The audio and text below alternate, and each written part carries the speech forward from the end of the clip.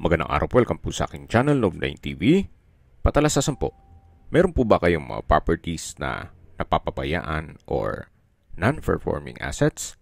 Plan nyo ibenta, pero wala kayong oras sa pagbenta nito.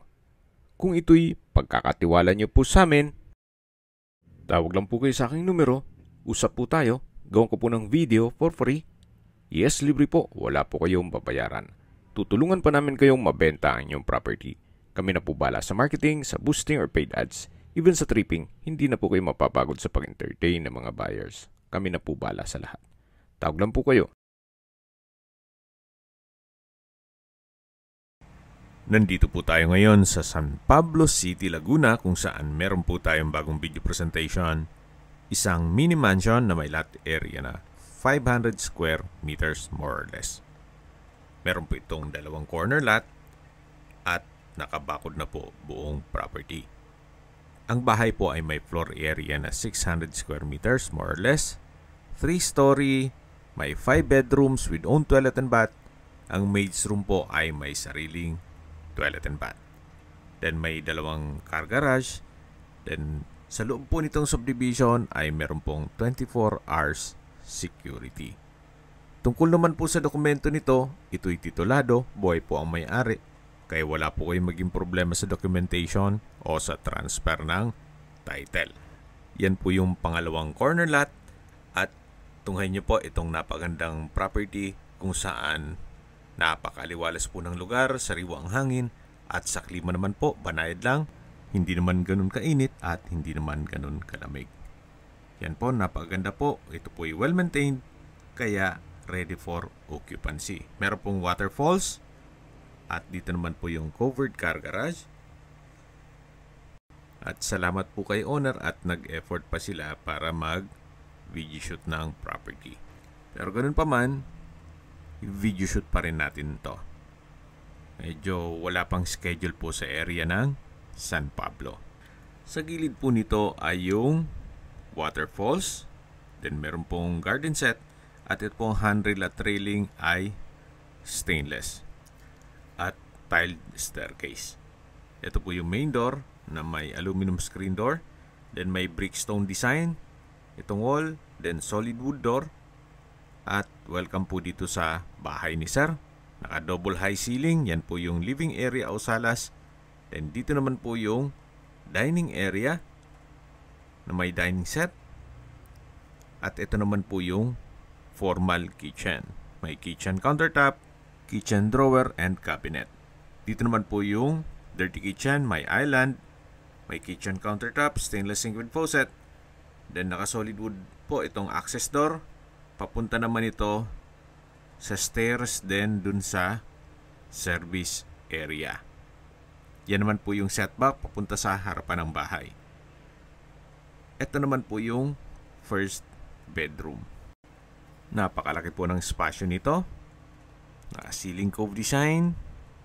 Then may sariling toilet and bath. May shower enclosure. Bathroom countertop. At water closet with bidet. Ito naman po yung walk-in closet na may glass blocks na serves as natural sunlight. Ito naman po yung access door na papunta naman dito sa balkonahe o terrace. Hanggang sa dulo po yan. At mula po dito matatanaw nyo ang inyong mga magiging kapitbahay. Balik po ulit tayo dito sa loob. Ito po yung first bedroom na may sariling toilet and bath at may walk-in closet. Labas po tayo. At yan naman po ulit yung living area o salas. Ito po yung access door papunta sa balkonahe o terrace. At balik na po tayo dito sa loob. Yan po yung open below. Napaganda po ng disenyo ng ceiling. Ito po yung living area. Meron pong pwedeng paglagyan ng understair storage. At nandito na po tayo sa hagdan o staircase na naka wood parquet. Then ito pong handrail ay solid wood. Pati itong railing. Nandito na po tayo sa third floor. Check po natin itong mga kwarto. Naka solid wood door. Then may sariling toilet and bath na may walk-in closet, may shower enclosure, kompleto rin po, may water closet with bidet, bathroom countertop, vanity mirror, at bathroom cabinet. Ito naman po yung access door papunta sa balkonahe. Malaki din po ang espasyo. At labas po tayo. Ito po yung hallway papunta sa ibang kwarto. At dito naman po yung kabilang kwarto. Sarado po. At next time po pag kami mag-video shoot, for sure ma-video shoot natin lahat kung ano man ang mga hindi nyo napanood. Ito po yung mga kwarto.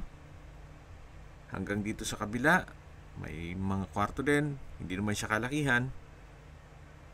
At bababa na po tayo. Yan po yung open below.